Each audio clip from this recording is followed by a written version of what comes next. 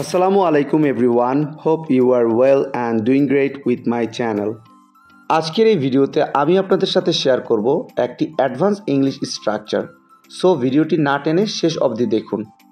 সম্ভব হলে তুমি আমাকে কল করতে পারো। সম্ভব হলে তুমি সেখানে যেতে পারো। সম্ভব হলে তুমি আমার সাথে দেখা করতে পারো। সম্ভব হলে তুমি এটা কিনতে পারো। এই প্রতিটা বাক্যে যে জিনিসটা কমন আমরা দেখতে পাচ্ছি সেটা হলো সম্ভব হলে।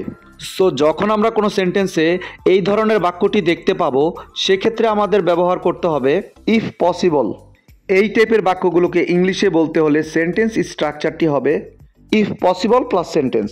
চলুন তাহলে এই স্ট্রাকচারটি দিয়ে এক্সাম্পলগুলি দেখা যাক। সম্ভব হলে তুমি আমাকে কল করতে পারো। If possible you can call me.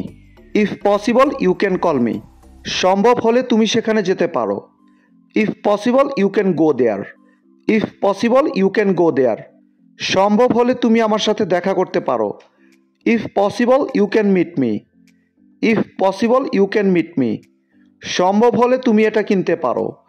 If possible you can buy this. If possible you can buy this. I hope এই স্ট্রাকচারটা আপনারা ভালোভাবে বুঝতে পেরেছেন।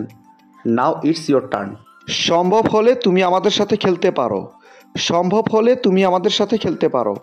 এই বাক্যটি ইংলিশে কী হবে আপনারা কমেন্টে লিখে জানাবেন।